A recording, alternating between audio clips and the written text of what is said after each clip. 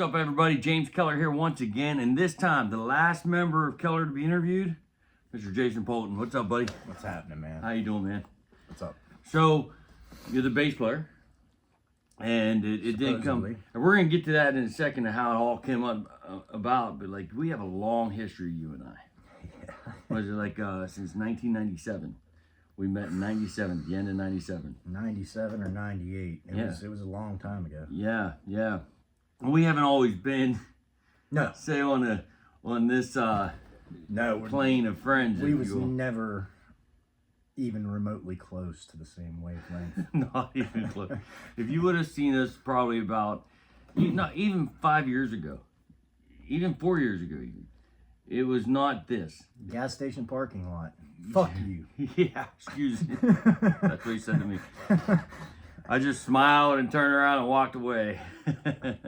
But like, even though we wasn't friends, even though we didn't really like one another, we still have like funny stuff that happened with the both of us in the same, together. Oh yeah. We partied one time when we was camping. We camped together that one time. I got run over by a car. He got ran over by a car.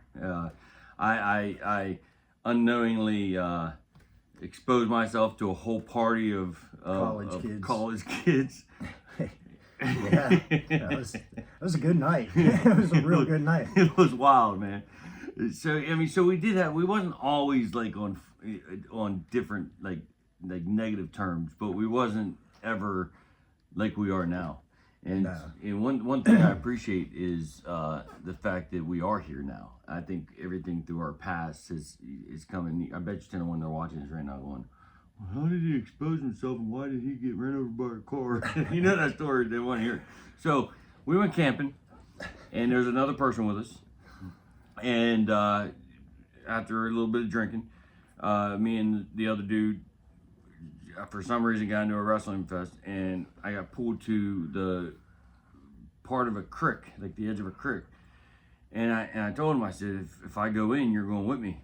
And he tried to shove me in, and I brought him with me. But as gravity does it, I was the bigger person, so I landed first, and he landed on top of me. But he did not know when to quit, and he kept holding my head under water, literally was drowning my ass.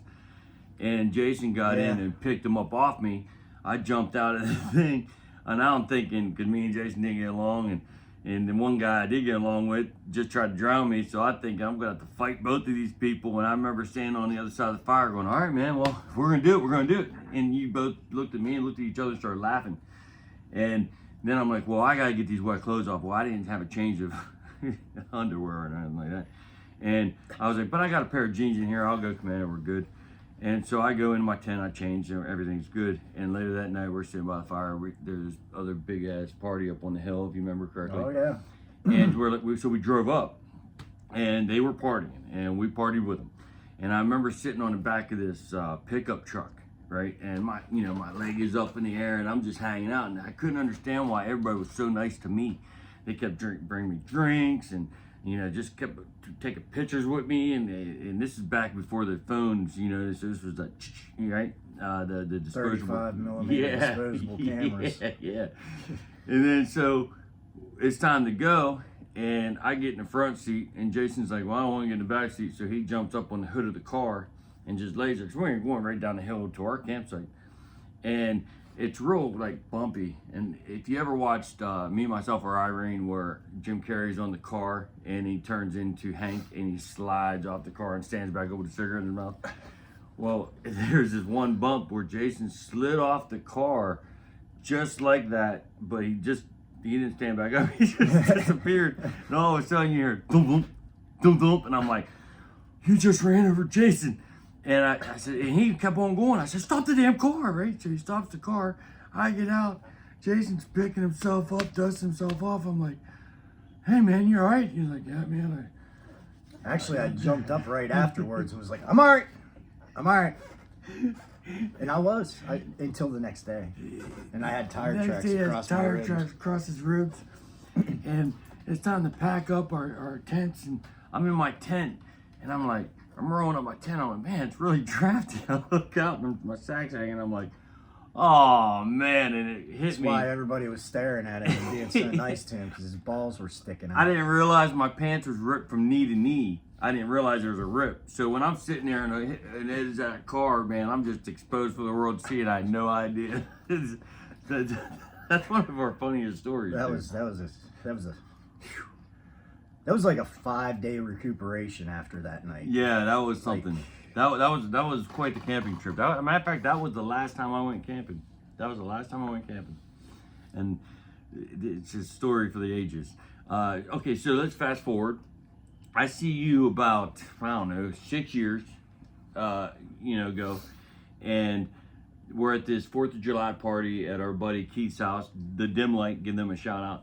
And there you are, you're partying, we'll leave it at that, and I'm standing next to you, and I'm talking to you, and you're giving me these one-word answers, and I'm like, I realize this conversation is going absolutely nowhere. And before I decide to step away, I say, so man, are you still playing bass? And you said, no man, I give up on music. Yeah. And then I was like, dude, you should never give up on your music. Do you remember what you said to me at that point? Don't fucking tell me what to do or something He like goes, that. don't preach to me, man. Oh Just yeah, like that. don't preach to me, motherfucker. That's exactly how it was too. And from that moment, I was like, okay, gotta go. See you later. I took off. But in my defense, I didn't give up on music. I just gave up on the music industry. I was sick and tired of the fucking bands. I was sick and tired of the musicians. I was sick and tired of the bar owners. I was just sick and tired of it. I still played. I still sat at home and played. I just didn't want nothing to do with the outside world of music. I was just frustrated with it. So then we fast forward about 5.5 years later, and I married you and your wife. Yeah, in your garage. Yeah, right there, dude. on the trunk of the car, I signed the marriage license right there. Yep. And then so then the whole, everybody knows the story about how Keller disbanded, like with the first lineup. Yeah. And I was told by actually Chris Henneberger, and that he'd play bass for me. But he didn't have a bass rig or a bass amp. And I went online and I was like, "Does anybody got a bass amp or a bass rig that I can borrow?" And lo and behold, he shows up and goes, "Yeah, you can use mine." And I'm like, "Well, wait a minute, dude. You play bass, right?" "Yeah." "Why don't you just come play the show with me?" And that's how it all started. Yeah, that's pretty much how it all started. And I was iffy about that. I was just like, man, I don't know if I want to get back into this or not. It's just, I don't know.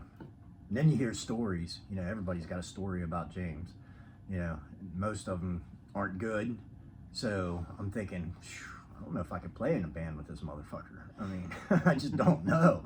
And I don't want to commit to something. I don't want to commit to a show and then be miserable for the next couple weeks, which we were anyways. Yeah. That was so it had nothing to do with him. It was just. Who would have thought, huh? Yeah. Yeah. I'm thinking he's gonna be the biggest problem that I got, and it wasn't even fucking close. He cusses a lot, by the way. Oh yeah, sorry. Hey, I want them to get to know you, man. So it is what it is. Facebook is just gonna have to deal with it. Facebook and YouTube. YouTube, yeah. So you came in and you had this predetermined idea of what it might be like with me. Like, what are some of those ideas that you had that just like, because you always hear everybody's always talking about, oh, James has got an ego. James is like, head's this fucking big, blah, blah, blah. So I'm thinking, oh man, I'm going to go in there and it's going to be like real controlling, just like everything's got to be my way, blah, blah, blah. And really wasn't like that. It was about perfection. It was about getting the songs just the way the album was for the show. Yeah. And that's all it was. And if you didn't pull your weight, then yeah, you gotta fucking. I think I get that how would you say it? The reputation, if you will, because I'm blunt, just like you. We're both from the same era, you know what I mean? Like, we're honest, we're blunt, we don't mix our words.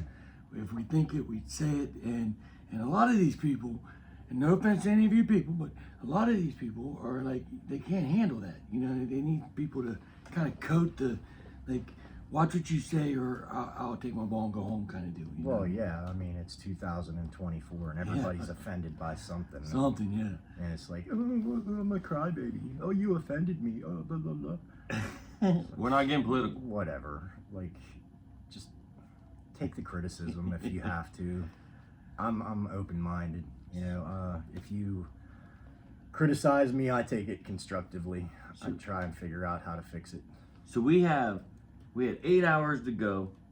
We had 8 hours of practice time. 8 hours of practice time. It was like, to open up for a band that you actually loved. yeah, I was a big fan. I still am. Flaw, back in the days when You was in Misery Feeds. I was in Misery Feeds, a band, Misery Feeds, and we covered one of their tunes, and I was a real big fan of them. They didn't come out of my CD player. Don't hear that anymore. They didn't come out of my CD player for like 4 months straight. That's all I listened to. Flaw CD. My favorite Over and Flaw over and over song. again. My favorite Flaw song was My Letter. I love that song. There's just something about that song that just kind of, I don't know, man. It speaks to me. And I told Chris that the first time I met him. He and I was backstage at the Craft House, and I'm like, dude, are you playing My Letter? He goes, it didn't make the cut this time. I'm like, are you kidding me, man? You know, like, I don't think he played it not one time. I've opened up for him 3 times now. But so we did that show, and You had 8 hours to get ready for it. and you remember that show. Like, how do you, like, what comes to mind when you think about that show? I don't know. That was like a total mind fuck. You know, it was funny, like we was all talking about it's gotta be this, gotta be this, gotta be this, and we opened that song, that set with Fall from Grace, a song that's not on the album, a song that we totally rewrote together, right? And you and Jeff did the exact same thing at the exact same time, all because Chris knocked my tooth out with his guitar. If you watch the video, you'll see this show we're talking about. You'll see the guitar. It don't look like it hits me all that much, but it hits me with enough force that it broke my tooth in half. And you see me go to the back of the stage at the Hard Rock, and you know, you don't see what I'm doing, but what I'm doing is I'm spitting out my tooth, and I'm like, oh my God. And then as I'm coming to do the second verse, he wants me to pick up a pick. And I'm like, what? You pick up a pick? So I'm looking for the pick. I got sunglasses on. I see the pick. I finally get it, and I'm trying to hand it to him. He don't want nothing to do with it. And then it's time for me to sing, and I am not in the room with anybody. I'm just on my own little level, and I was like, okay, I need to let this breathe. So usually, you know, that happens. You let it breathe, and then I'll come in, and everybody, okay, here he is, and then we go back to scheduled performance. But that's not how it went, because just when it was about time for the solo to begin, Jeff and Jason was like, boom! We just stopped the song. Perfect. They messed up at the exact same time. Yeah, we didn't do it on purpose. We literally just fucked that song up. But we just did it at the same time, and it sounded like it was. Yeah, and sounded like it was meant to be. Boom. Okay, song's done, and you I remember if you watch the video, you'll see James standing there like waiting for us to start again because he's like, the song wasn't over. Yeah. Well, look at Chris, because Chris was like, yeah, because that was his solo. Yeah. He was getting ready to go into a solo. And we just, boom, stop. All right. But, I mean, it was a great show. It was really awesome. We went on right before Flaw, too. So yeah. that was a big deal because that was the first show I'd played in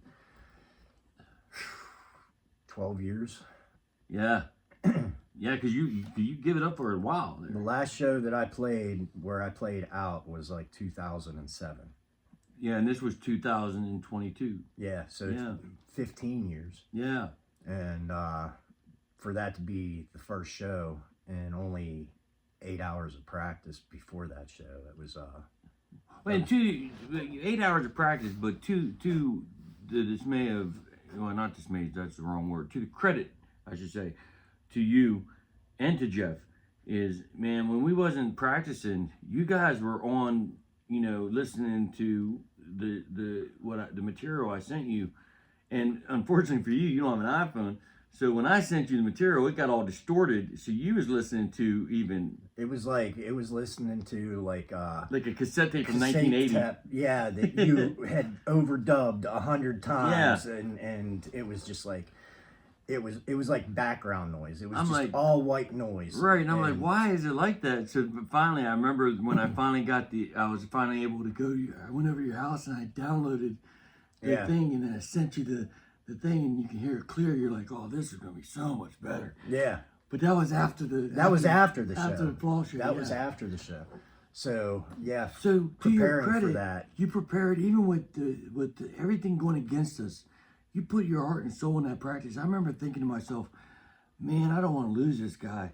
This guy, he really put a lot into it, and we knew Jeff was, stepping away. That was his one and done, that we thought of. Oh, Jeff, okay, but that was his one and done. So we knew it was going to be me, you, Denise, and Chris coming out of that show. Yeah, and we had to go and search for another drummer. And let's fast forward to when we finally did find the other drummer, and that was Pope. And the next show was the Puddle Mud Show. Yeah. And then we brought in Sean. Remember, that's Sean's first show. We brought him in, and how we had to work with Sean, not knowing anything, and so forth. And Sean and I touched base on this too. Being the first time at Jurgles, opening up for a band to the caliber of Puddle Mud, what was that like for you? Well, for one, Jurgles was awesome because It was. we didn't have to carry any of our shit. None of it. I mean, we pulled up in our, trucks and stuff. We had all the equipment in the back, and these four dudes come out of Jurgles, and they were like, "Oh, we'll get that stuff," and they unloaded it, took it up on stage, they tore everything down and loaded it up for us and everything. It was like having our own roadies and shit. Yeah, that was cool. They treated us pretty good, I remember. And then we had a huge green room. Yeah, well, to ourselves. Yeah, just the band, and I mean it was huge, and it was on the upper part. The upper deck, yeah. The And, upper deck. Yeah, because first couple times I went down to get a beer, kept going down there, and I'd be gone for 20 minutes just trying to get to the bar to get a beer. And then I go up there and walk in the green room. Where you been? I've been trying to get a beer. Why don't you just go to that bar right there? I didn't know there was a bar on the upper deck. I'd never been here before. I thought, oh shit, it'll only take me 3 minutes to get a beer then. That's never a good thing before a show, by the way. Yeah, for the record, he does not get smashed before a show. I just No. want to put that out there. I'm like, man, you're sitting there wrong. So yeah, we have a strict rule that during shows nobody gets drunk because we're working, and I don't drink, of course, so that rule doesn't apply to me at all. But for those that do, that it wasn't put in. I didn't put it in because anybody made that mistake. I put it in because I can't afford anybody to make that mistake, if that makes sense. And it's not just a me can't afford it. We can't afford it. So You got ghosts or something, man. I swear to God, I just seen something move behind me. yeah, it's called your conscience. I swear to God, I was just like, what the hell was that? So we did the Puddle Mud Show. Yeah, that was a good one. That was sold out too. Yeah, and then we did My Father's Funeral. Yes. And that was a hard one. And I think I said this on another interview as well, but I'll say it. I really wanted to talk about it here with you because I was on stage and I thanked the old members for getting me into the studio so my dad can hear that song.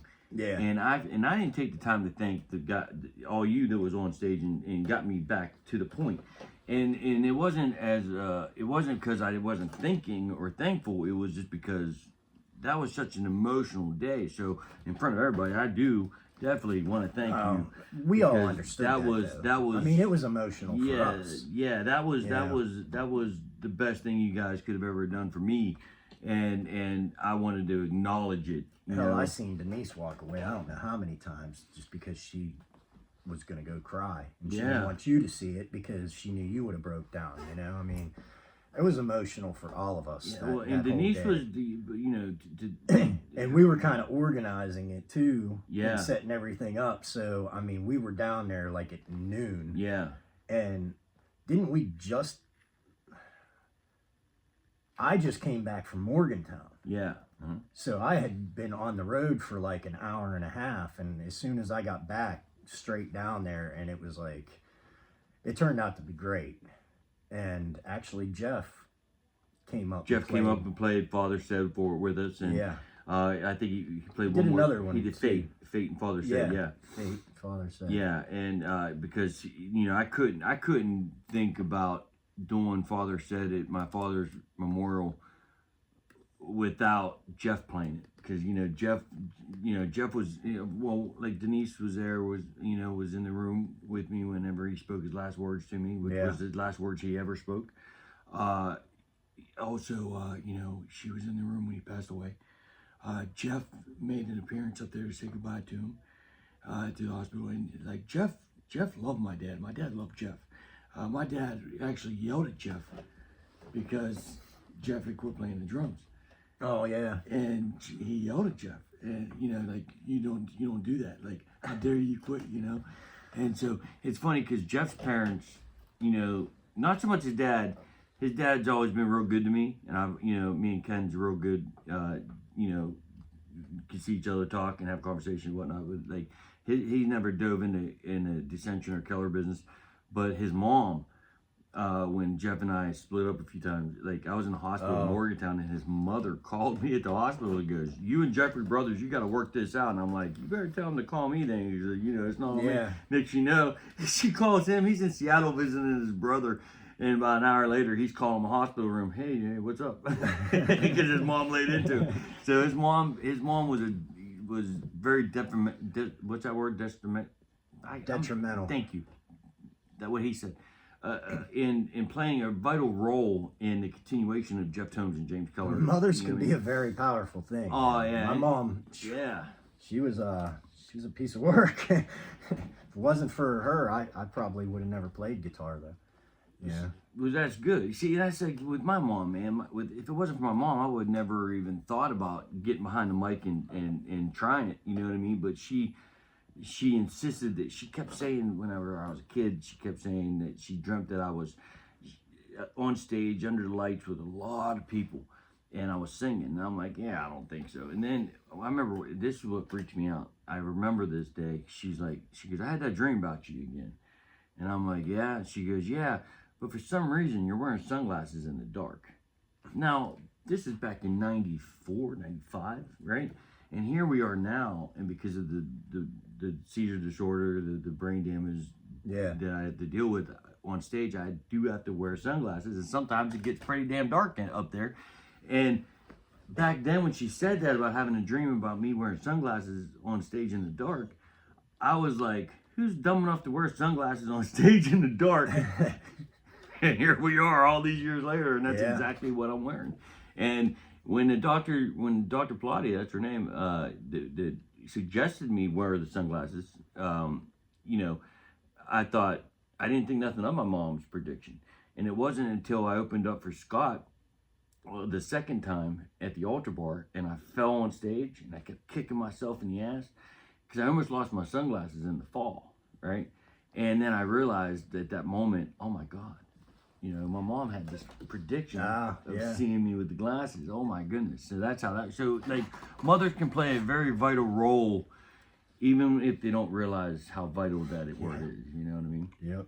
So then we went down to Shankston, West Virginia, and we had a pretty big show there. And Puddle of Mud again. Puddle of Mud, Trapped, Saliva. Well, Josie Scott is Saliva. Yeah. We got to be real technical when we say that. Because Tantric, Flaw. Who else was there? Man, Trapped, Student Senate. That oh man, I don't want to say because I can't remember it, and I don't want anybody to get upset. Yeah, I know. But it was it was three. It was three nuts in a woody. No. Don't. Just don't go there. No, he had three names. He went by three names. Yeah. I know the guy you're talking about. Incredible. He was amazing. Very, very. However, I can't remember his name. As a matter of fact, he's on a cruise, playing with. I just seen it on Facebook not too long ago, but he's doing a cruise with one of the bands that does the cruises. Is it the Creed Cruise? No, it's not the Creed cruise. It was Jericho? Fozzy? maybe Fozzy. Yeah. 'Cause Yeah. Jericho has that wrestling cruise. I would love to get on that. I keep wanting to say his name's James or something like that. Or I don't think it's James. Jesse James. No, not Jesse no, James. his last name was James. Yeah, I don't know. You know, it's on that But- shirt. Yeah, I got. Yeah, that made $32 for that show. $32, and it cost me $30 to get a T-shirt. I had to buy it just because our name was on the T-shirt. I didn't and buy all it. the bands. I didn't buy it. I So- wanted to, but I didn't buy it. I made it. I didn't even make enough to buy a beer.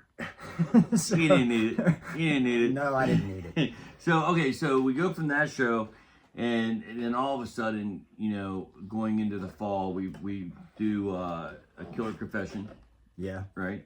And that's with Sydney. She was the drummer for those two shows right there. Yep. And then we do the night before Thanksgiving, and then we kind of got slammed in the ground a little bit, like a sudden halt when Sean had to take a break and Sydney had to quit, and so we was like, oh, okay. So then I come back with Zach to help relieve some stress off of Sean, Sean, yeah. and I come back with a new drummer, Chris, another Chris, and That took us a while. yeah, it took us a minute, a couple months. I mean, because it was like, it was more than a couple months. Well, it was from January till March. Yeah, but I mean, our last show, we didn't practice. We didn't remember practice were- for like 2 months. Yeah, because we was like, all right, after this Thanksgiving show, Take a small we're break. gonna take a break and then start up after the first of the year. And just as we were getting ready to start back up, that's when Sean had to take a step back and Sid quit On the same day. on the same day. Anyway, So it was like we hadn't practiced in 2 months already. yeah. And then we didn't get this new guy until like April or something. No, it was like that. March. Was it March? Yeah. Towards the end of March, yeah. Because you It's figured still a long we time. practiced like a month with him, and then we said, okay, we're ready for the show. And then in the beginning of May, we practiced with him 2 months, and then May came and we had the Josie, the Through Fire, Yeah. Messer, and Keith Wallen show, and then a week later we had the Saliva. Josie Scott Yeah. and Saliva and Tantric, and Yeah. you know, at the same place. And then the drummer quit. We have a big problem with drummers.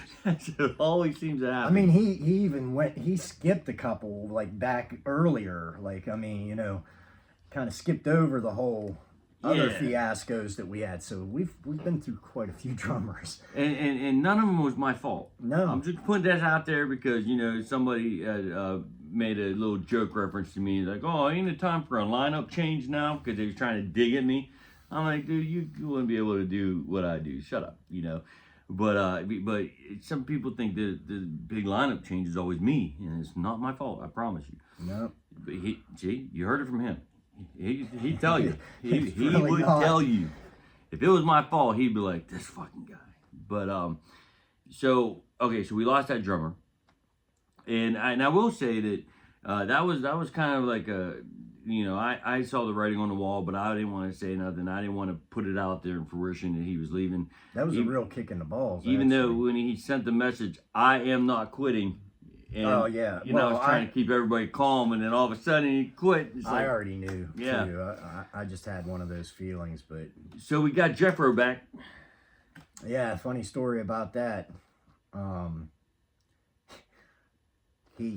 I asked him one night who the guy was that was trying out. And he said the first thing that popped in his head was Tony because the fuck you, Tony. Yeah. What's your name, Tony? Fuck you, Tony. Yeah. Yeah. So that's his first name because he didn't want us to know that it was Jeff. Right. Because And- Jeff likes that surprise. Yeah. So it was funny, like everybody, I don't know what everybody's reaction. I was the last one to practice, and I walked in and seen Jeff sitting right there on the stool. And I didn't even have a reaction because I didn't put 2 and 2 together that he was actually our drummer for the day. I didn't put that together. I thought we were waiting on this guy to come and try out this Tony guy.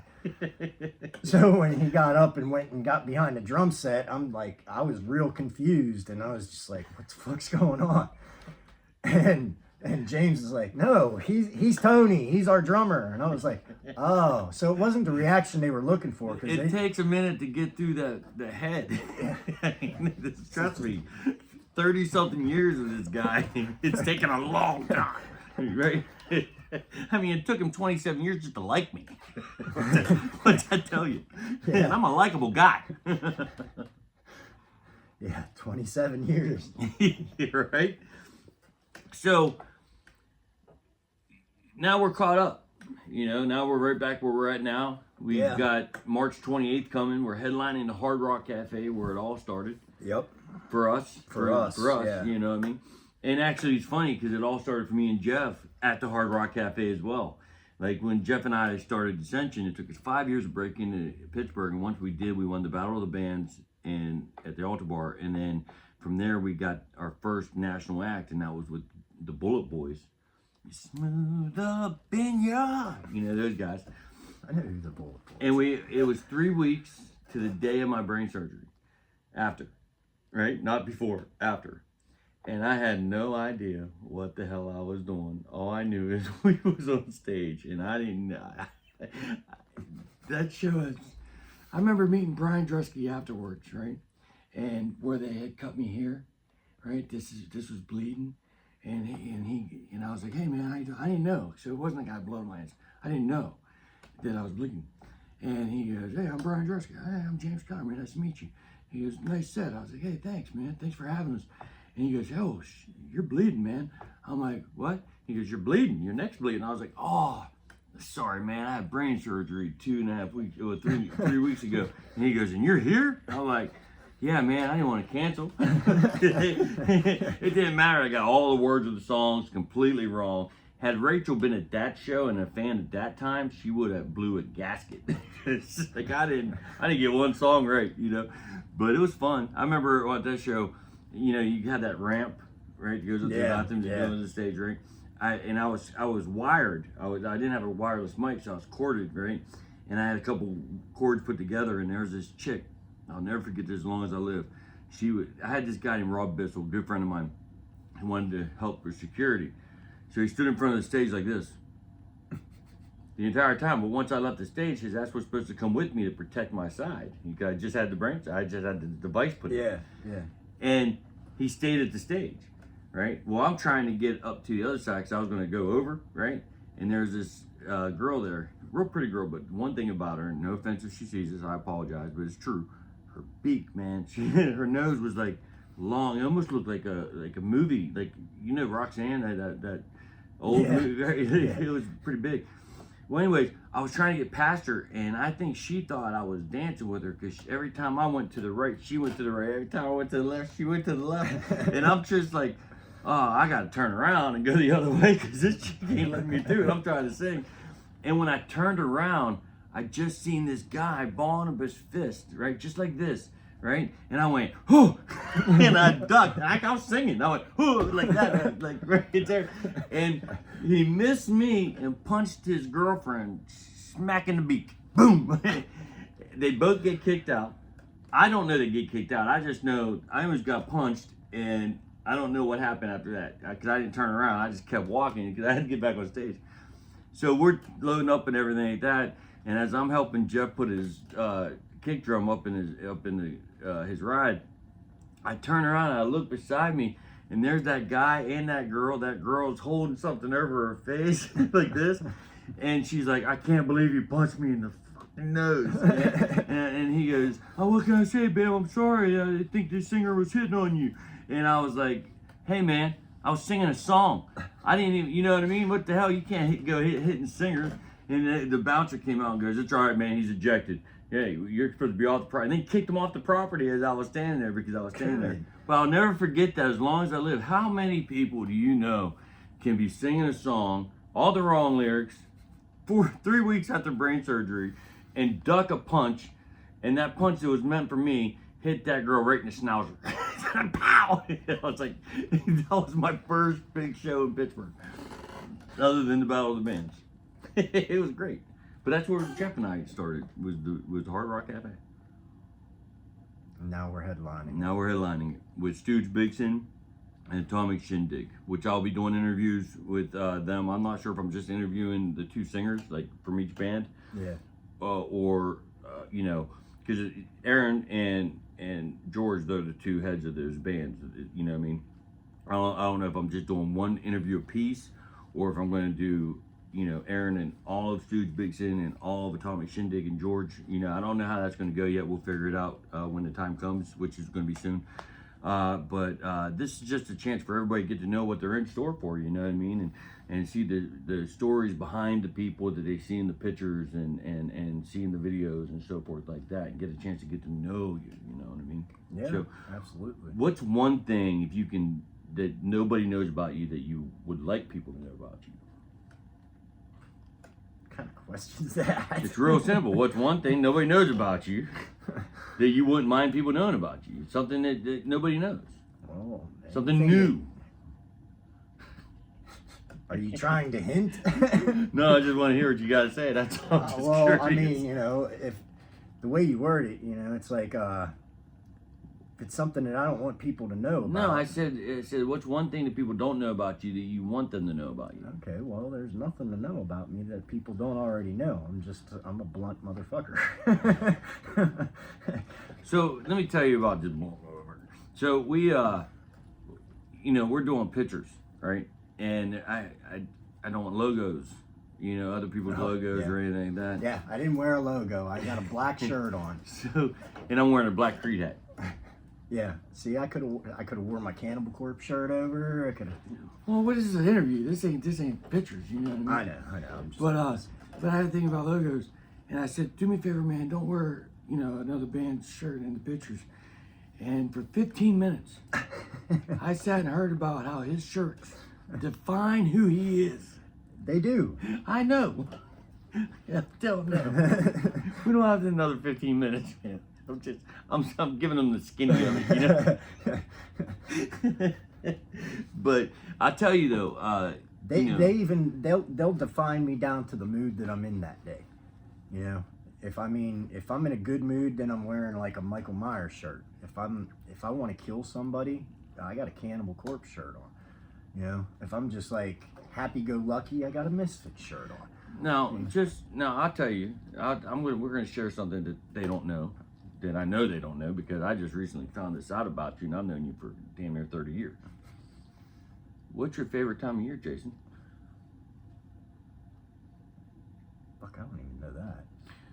You just talked about heaven, using heaven. This dude is a big Christmas buff, man. Oh yeah, well, I do like Christmas. The last person you would expect to be all about Christmas trees and Christmas music. Yeah, I just spent like $500 on Christmas trees and Christmas lights and shit like that. This guy. And it was 2 weeks before Thanksgiving. That's hilarious to me. It was all up. Yeah, you picture his Christmas to be like, you know,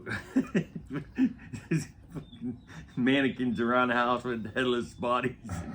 No. But no, it's actually like a warm, fuzzy, Oh yeah. American traditional Christmas. You know, he still believes in Santa. He just didn't tell you that yet. I do believe in You know Santa. what I mean? I really do. Speaking of which, Santa made an appearance for us. I seen that. Yeah, you know, selling our mugs, our cups, and our shirts, and our tickets. You know? Yeah. It's fantastic. I honestly, I never saw a better Santa. I wish there would have been more bloopers. I deleted a couple of them, which I didn't think about the bloopers. There's only one other blooper, but it was too long because I almost, Santa almost gets done with the thing, and my sister's phone rings. Just as I'm like, no. So I had to make Santa do it all over again, and it was hot for that fat ass guy sitting there, you know. I bet. It was pretty warm for him. But yeah, so that's how that went. So okay, so you know, all the shows you had, you can hear Creed now. Yeah. He's getting Hold on, antsy. bud. He gets worried when he can see us. He can hear us, but not see us. He sits out and whines on the other side of the door. We can't bring him in here because he likes to bite everything, and we. Oh, he knocked the tripod over. Oh, in just a heartbeat. second. So yeah, you're just talking about them. So, to all the shows you've had so far with Keller, you've been with Keller a little over 2 years, I'd say, since 22, right? Yeah. And so, with all the time you've spent with us and the fans that you've met, do you have a moment in time with the fans that kind of stand out to you? With the fans? Yeah. That show that we did, I think it was Through Fire. That's the one that you guys didn't have a stage. Yeah, that's where me and Denise couldn't fit on stage. Yeah. That was I don't know, for some reason that was really cool because Speaking of the guy that's standing on stage, good. no, it was just really cool because like there wasn't very many people there that heard of us. Right. And the moment like we went into the first song, like I seen people, because like we were playing the Craft House, and when you're up on stage, you can see the entire length of the bar, and I mean it's a long bar. Yeah, it's pretty deep. You know, when we went into the first song, I seen quite a few people just get up from the bar or get up from their tables and come up to the front, up where the cage was to hold people back. Yeah. And we had a big crowd up there, and they were going nuts, and that was really cool because like when we played the Jurgle show and opened up for Puddle of Mud, we had a lot of Keller followers there. Yeah. Because that was like our, other than the Hard Rock, that was like our big next show. Right. And you know, and plus it was Puddle of Mud too, you know. Sure. I mean, so they're a lot more known, you know, and so that's what's sold out.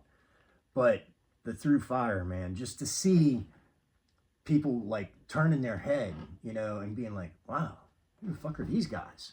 You know, I got to get up and check these guys out. And, you know, people were walking up and getting into it. And by the time we finished our set, and I think it was only a 30-minute set, right? Yeah, 30 minutes. And, no, actually, was that Like a Storm or Through Fire that we had to play longer? That was Like a Storm. Okay, Like a Storm. Same place. Yeah, that's why I got it confused. But so you're talking about the Like a Storm show then? No, I'm talking about the Through Fire show. Oh, okay. That's the one where me and Denise couldn't get on stage. Yeah, because you guys were like running around and everything, and you probably didn't notice it because you were running around. And I think that intrigued people for one, because they're like, what the hell are these guys doing? You know, you got a female and a male singer running around going all through the crowd and shit. But by the way, if you get to the Craft House and you're in that situation and you're tired of walking through the crowd, whatever you do, don't start climbing the side of the stage. Yeah. Whatever you do, because they don't like that. Starts climbing the rigging and goes all the way up 15 feet above the stage and hanging on. And yeah, security was on him quick. Yeah, they didn't mess around. Never stopped singing though. He never stopped singing. We never stopped playing. It was pretty cool. Yeah. But after our set, like after that 30 minutes, I remember trying to break down, and like people just kept coming up, and I'm like, you know, I want to talk, but like we have like literally like 2 minutes to get our shit off stage. Yeah. But just the response from people that, you know, even walking up through the bar after we got all of our stuff off stage, and the amount of people that come up and was like, that was killer, you know. And it's Keller. But anyways, I had to do that. I don't know what possessed me to do that. It happened. I'm used to so we had you know, we did Like Storm show. Like a Storm show, which still cracks me up to this day every time I think about it. I don't know. Me and Jeff was talking. I don't know where Denise was, but like me and Jeff were standing there, and all of a sudden, like Sean drunkenly makes his way up on stage with Like a Storm, and we thought they was only inviting the kids that opened up for us for those 12 minutes, you know. And then all of a sudden, here comes Zach. No, and then he called us out. He called everybody out. He was like, he said, guys from Keller, come up here on stage. See, I didn't hear that part. And he called us up on stage, and I didn't go at first. I was sitting there because I was drinking for one, and two, you know, once I'm off stage, I really don't, you know, I'm not like I don't know. You're not outgoing. Yeah, like, I just if I don't have to be on stage, I'm not gonna be on stage. Meanwhile, he's out there, beer in hand, head banging to Drake. Well, yeah, 'cause, like, my wife, she was like, she nudging me. She's like, they just called you up on stage. You need to go up there on stage. And I was like, all right, I'll go up there. Well, when I got up there, the shit that they were playing, and I look over and Zach's standing there and he's head banging and Sean's over there and everything, and it was crazy. And I just started getting into it, and I think I got to sing into the mic a couple times. Yeah, it was funny. It was the greatest thing I ever seen, to be honest with you. It was some, what song was that? It was like a Drake, rap song. Yeah, it was like a Drake song or something like that. Yeah. They played it heavy, and everybody knew the words. I didn't. I was just repeating what the singer told me to sing. Yeah. Just like, it was hilarious. Repeat after me, blah, blah, blah. And I was like, oh. I'll tell you what, though, after that, man, because, for one, being on stage for half an hour, and then being up there on their stage for, we was up there for a good 15 minutes. It wasn't that long. Probably about 5 minutes. It seemed like it. Oh, yeah, it was only about 5 minutes. So. But, oh, man, I'll tell you what, the next day, I couldn't move. I couldn't move my head. Like, it's that old age, boy. Yeah, I go to, like, look at somebody. If I had to look at James right now, this is how I looked at him. I was like, yeah. There's no, like, turning my head whatsoever. That's usually like that after every show, though. So we have the Hard Rock Cafe show coming up March 28th. And we taking a break, just so I can get some things for myself personally, fixed and cleared up and so forth like that. And we're still working as a band as a whole. March 28th is the payoff for all of us. It's on projection, I should say. I'm not gonna say it is definitely, but I'm saying it's projected to sell out on March 28th. It's projected. Yeah, and it's looking good. And we're still shit happens. Yeah, so we're not saying that we're gonna sell it out, but it's looking like we're gonna sell it out. Tickets are going quick, man. And so after the 28th of March, there's some opportunities that are being talked about. Like, nothing's coming out, nothing's for sure. We're not gonna bring it here. We're just talking about the possibilities that's on the horizon for us. Yeah. That's already being in the making of communication. And what do you think about this? Or this is what they're telling me. This is what I got called for. Blah, right. Blah, blah, so forth. And so. What is your thought process on all that? I don't know. I in all honesty, I don't think about that kind of stuff. Like just being part of the discussion, though. You know what I mean? Like, I mean, like, if I sit there and I think about it too much, then I analyze it, and I don't like to analyze things because then I overthink things. Yeah. Then he calls me on the phone. Then I call him on the phone for 5 hours. Oh, that's bullshit. No, he don't stop talking either. I don't know how many times the other night I was like, dude, I gotta work in the morning, I gotta go, and he just, that was when we was on the FaceTime. Yeah, there's gonna be a lot of people watching this interview that's gonna see the two of us sitting here like this, and they're gonna be like, is this really happening? Or is this like a Mandela effect? Invasion of the Body Snatchers kind of shit. Like, you guys have no idea how truly uncomfortable people were in our presence before 2 years ago. They never knew what was going to happen. If it was going to be a complete throwdown or... I swear, if people took bets, we could have probably made a lot of money on all the people that was betting on us to throw down, and we never did. We never gave anybody the satisfaction. But you can always tell there was somebody always trying to put salt in that wound to try to make it happen.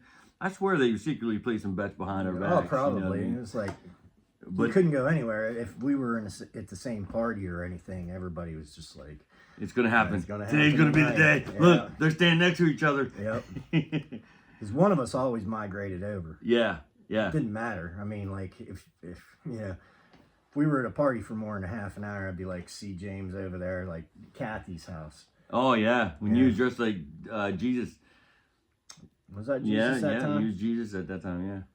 Because I know there was two of them. There was that one, and then you thought I was the Undertaker, and I was like, never thought of that. But yeah, that's pretty cool. I was just some dead guy. Yeah. With a trench coat. Yeah.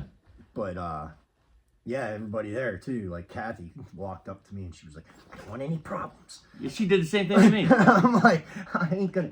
I'm not that kind of person. She I did ain't gonna- exactly the same thing to me. I ain't gonna fuck up your house. I you pull know? up, It's like, she comes outside, she goes, "I love you bunches," gives me a big hug, gives me a big hug, and goes, and while she's hugging me, she squeezes a little tighter. And you know, Kathy was a strong chick. yeah, And she squeezed a little tighter and she goes, "Don't fight with Jason Poulton. Don't fight with Jason Poulton." And I'm like, "Why would I fight with Jason Poulton?" Because he's in my house. Don't fight with Jason Poulton.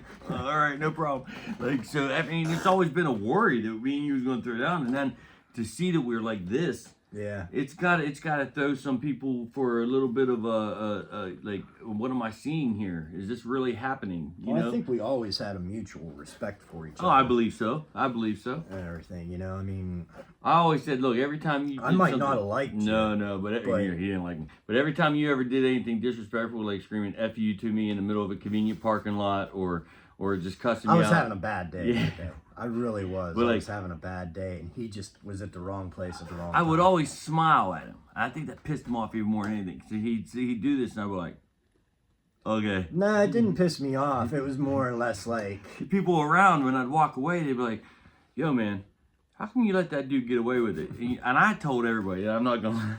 I would say, "Oh no, that's Jason, man. He's got a disability in his head, man. I can't be, can't allow him. You know, that's his way of saying he loves me." Yeah. And they're like, "I didn't know he had a mental disability." So I would make people believe this dude had a handicap and like a Tourette syndrome or something. But you know, I'm gonna remember that next time we're out in public together. Mark my because- words. No, when When we're standing in the parking lot of the Hard Rock Cafe, and all these people are around, I go, "James, fuck you!" Yeah, it shows how much you know. Hard Rock Cafe don't have a parking lot. Well, yeah, that's It's true. the They parking garage don't. on the street. I remember that the first time when I played up there, when we opened up for Flaw, and me and Jeff, I rode up with Jeff and Sophie, and we pull up, and I'm like, "Where do we park?" And he was like, "All the way down there." I'm like, "Where do we unload?" And he's like, Right here. Yeah, right where that car is." "How do we do that?" He's like, "I don't know." And he had to literally drive around Yeah. for like half an hour, just waiting for cars to move so we could get up there to unload. Yeah, well, and we'll be there a little earlier than most this time around because we are the headliners, so we want to get in there and get set up and stuff like that. We don't have to wait too long because we're gonna set up and then everybody comes in after us. But anyways, we're gonna go ahead and close this out. Is there anything you'd like to say to the people before all this? Just message any one of us for tickets if you need tickets for it. March 28th, Hard Rock Cafe, Keller, Stooge Bigson, Atomic Shindig. Yeah. Yeah, it's gonna be a Keller time. Let me tell you. Let me tell you, man, from the bottom of my heart, and I said this to you the other night on the phone, but I'm going to say it in this interview for everybody to see too, is I'm honored that you decided to join me on this journey. I'm thankful for all the hard work and dedication that you apply to it, and the hours upon hours of fighting that mental demon inside your head, in between practices and shows and everything like that, and just everything, man. It's my pleasure, and I love you, brother. Yeah, I love you too, brother. I can't believe that after 27 years of hatred and vileness. Now, she said earlier, I never really hated you, and then all of a sudden he's like, 27 years, I hated you. Nah, I never really hated him. But it was very vulgar and vile. Yeah, it was. So, but after 27 years of that, and me and him sitting here in the same room doing an interview together, blows your mind, man. Hey, once again, guys, March 28th, 2025, Hard Rock Cafe, Keller, Stooge Bigson, Atomic Shindig. 2024. No, see, everybody knows it wouldn't be. He just had to emphasize that. I had to call him out. Keller, Stooge Bigson, Atomic Shindig. Tickets are going quick, quicker than we thought. And t-shirts too. Oh yeah, t-shirts. Well, you'll see that on the end credit. Extra small to extra large, $25. Anything double X and up is $28. And you can get one of these cups right here that I'm drinking my coffee with. you can get one of these for I need one of those. $20. And I don't know. you're gonna have to reach out to Jeff Tomes to find out the cost of this. This is Jeff's doing, but I tell you this thing, I poured this coffee in here 2 hours ago, and it's still warm. It's still very warm. So yeah, this is definitely a keepsake. But until next time, guys, we'll see you soon. Next time, you're going to see me either with Atomic Shindig or Stooge Bigson. But this is the last Keller interview, and I just want to thank everybody for tuning in and watching these all the way through. And thank you for your time, man. You didn't have to come all the way over here, but you did, and I appreciate it. And of course, I appreciate spending time with you. Oh, absolutely, man. I can't wait. All right. Do the next one with a real interviewer. Always something. Till next time, guys. See you later. Peace.